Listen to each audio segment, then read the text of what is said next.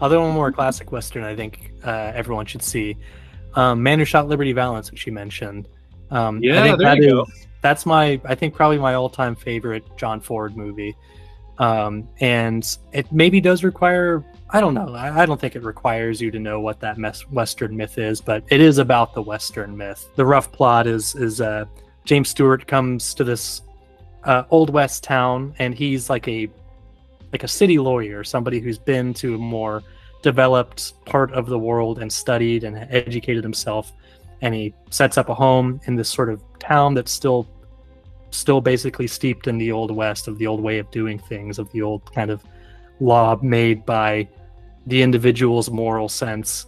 And he sets his sights on this character, Liberty Valance, who's this outlaw, and he makes it basically his life's goal of like, I'm going to put this guy in jail by using the law, my knowledge of the law, and I'm going to bring him to justice in the modern way of the modern world, and basically it becomes the conflict of the movie of trying to apply the civilized tendencies of our modern world into the old West. And John Wayne is in the movie, and he kind of works with Jimmy Stewart, and he's sort of the other end of that spectrum, the guy who sort of embodies the Western myth, saying like, there's no reason in this world. Like he is not going to listen to reason. He is not going to be reached by any conventional methods. He's not, like, the only thing that matters is, how quick you are with your gun, like how you can defend yourself, like what you can do to protect yourself.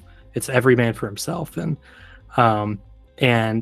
the whole movie is kind of them working together and trying to kind of find a common solution with what to do about Liberty Valance, and how to bring, essentially resolve the situation of this horrible guy that's causing havoc in this town.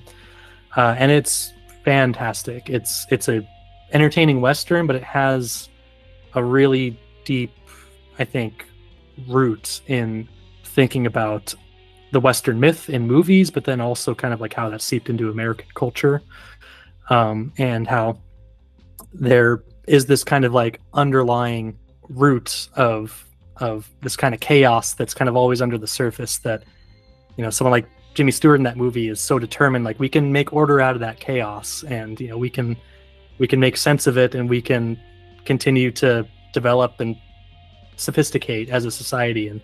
But I think there's also truth in the John Wayne's character's perspective, saying like, it's people are cruel and people are unpredictable, and this will never work. It's like things will never change. I think it's a brilliant movie. I think it's one of the best of the time. I think it's kind of the end of the classic Western, just anticipating the Italian Leone Western, kind of the last button on that, in my opinion. And I can't recommend it enough. I think it's probably my favorite American Western from that time. I think you're right. It is probably one that can be watched and appreciated on its own, but I feel like it is enhanced the more classic Westerns you've seen. Just like so much of the genre, that's the thing I realized, like just thinking about all of these movies, more than any other genre, probably, the Western is really a genre in dialogue with itself. And so many Westerns are made in response to other Westerns. And I think Liberty Valance is a movie, it gets better the more you know about that tradition and where it stands in that tradition. So yeah, maybe watch Shane and Rio Bravo before. Or watch Stagecoach. Yeah, there you go. Yeah. Does True Grit count? Yeah, True Grit's a very good movie. Both like versions, actually. Yeah. Yeah, I kind of forgot about that one. Yeah. And yeah, the remake actually was pretty good. I haven't seen the remake. I've only seen the John Wayne. I think the only person who could fill John Wayne's shoes in that role is Jeff Bridges. He's pretty great in the Coen Brothers version.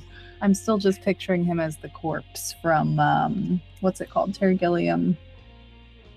Oh, Tideland. Yeah. Oh, yeah. That's your right. guy.